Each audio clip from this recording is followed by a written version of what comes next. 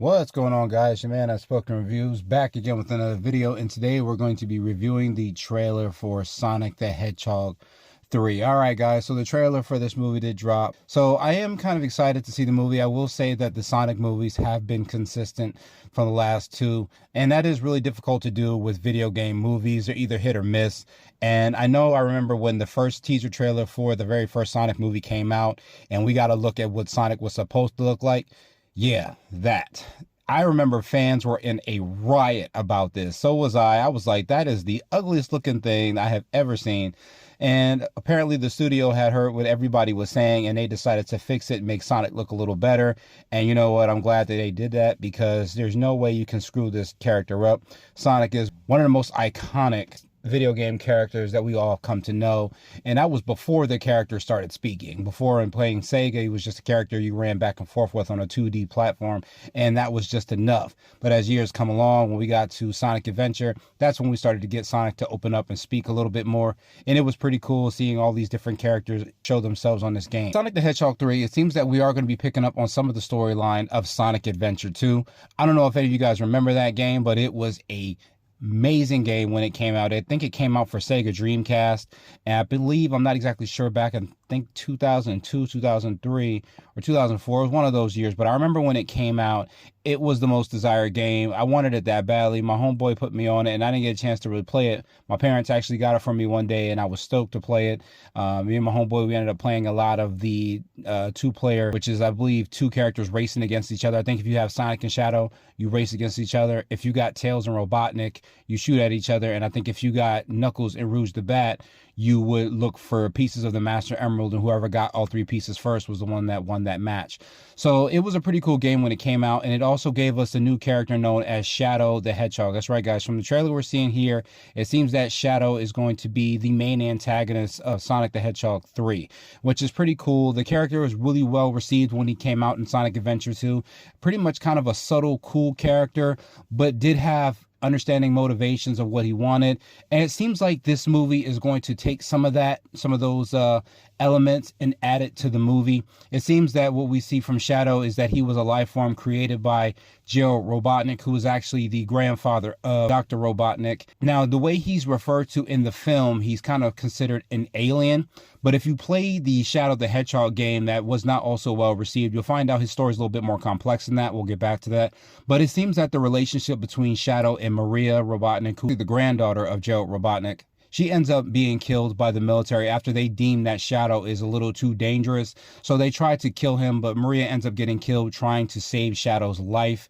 And after that does happen, Shadow was put in suspended animation by the military, realizing that they can't kill him or they want to use him for their own ends. However, in this movie, he seems to get released, and he goes after and takes out the military, and the military actually enlists the help of Sonic, Knuckles, and Tails to take him out. It seems that the movie shows that how powerful he is. He has some of the abilities from the game, his ability to teleport back and forth. He also still has the signature rocket powered skates that he does glide on. He doesn't run like Sonic does. He kind of like pushes himself forward with these skates. He's still just as fast as him. I believe he's a little faster when he has the Chaos Emeralds, but he kind of does so more with teleporting rather than just actually moving fast. He can run fast, but when he has the Chaos Emeralds, he's much more quicker because he's able to halt time and move around a little bit more, which makes him more of a threat against the team.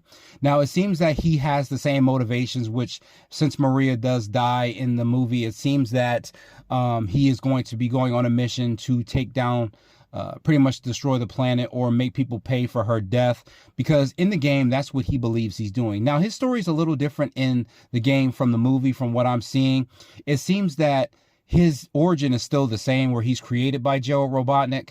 However, they do consider him an alien. Now, I don't know if that's just the term they're using because they don't exactly know what he is exactly yet. His story is a little bit more different than that. He is somewhat alien, but not exactly. We'll get back to that in a minute. Now, according to the trailer, it seems that the team does go to Robotnik and enlist his help to take down Shadow, because he may have access to certain things that Gerald Robotnik had that could be crucial to them stopping Shadow. However, in the game, if you play Sonic Adventure 2, there's two types of sides of the game. There's the hero side and the dark side. With the hero side, you play with Sonic, Tails, and Knuckles. And with the villain side, you play with Dr. Eggman, Shadow, and Rouge the Bat. Now, It was actually Robotnik in that game that actually freed Shadow when he was searching for information that his grandfather left with the military, finding out about something called the Ultimate Life Form.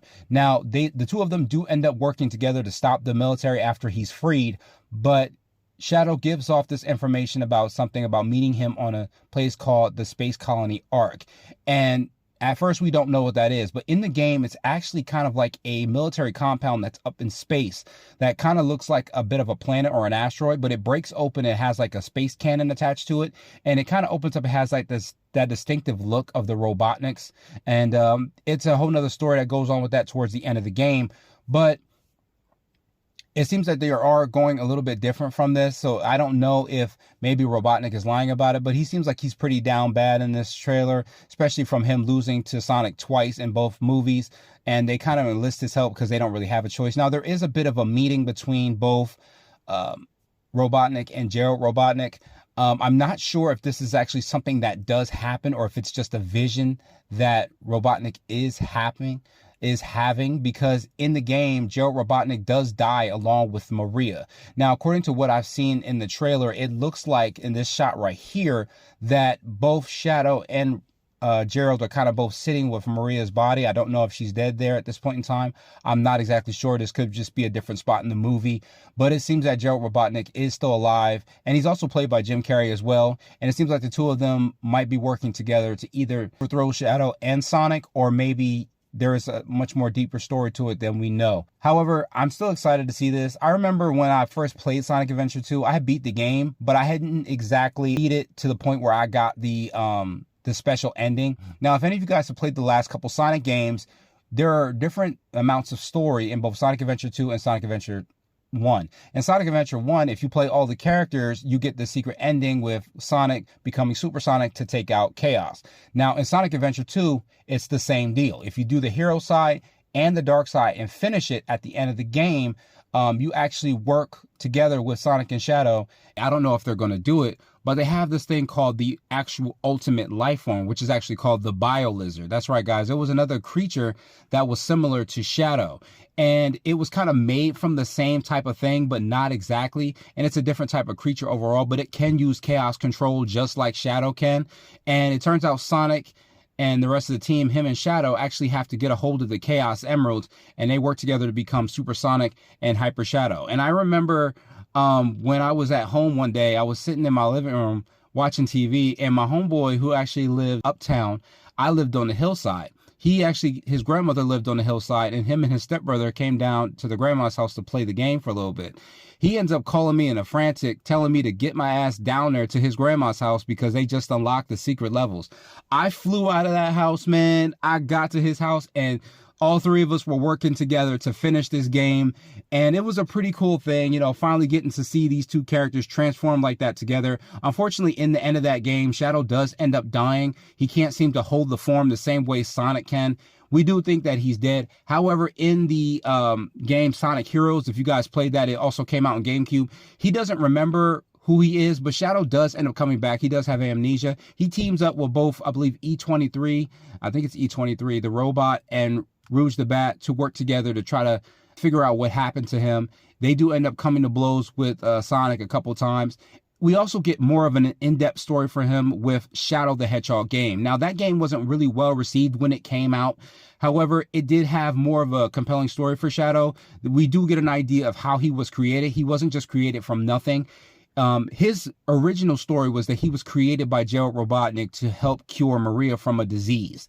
He was just put together to try to figure out a way to help make Maria better. I believe she was sick from something. In Shadow the Hedgehog, we find out that he was actually made from the blood of a character known as Black Doom. And Black Doom is actually a character that has some control over him in some sense. Shadow does go up against him in that game.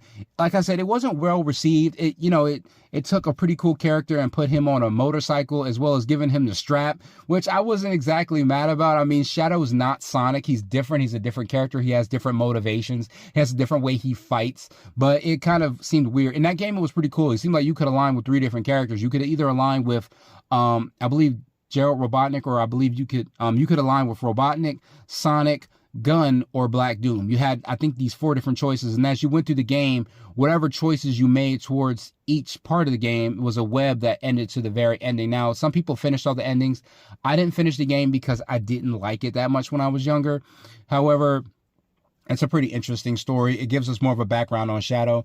I am still pretty excited about this movie. It makes me hopeful if we are going to get to see both of them transform, which is probably going to happen. I wonder if they're going to do the bio-lizard thing at the end, which would be pretty lit. I wonder if we're going to get Rouge the Bat. We don't see her in this trailer anywhere, but she is pretty much a cool character. I do understand, kind of a military character. I think she works for the United States government in some type of way. I'm not exactly sure what that goes beyond her stealing pieces of the Master Emerald. She actually tries to steal that from Knuckles in Sonic Adventure 2.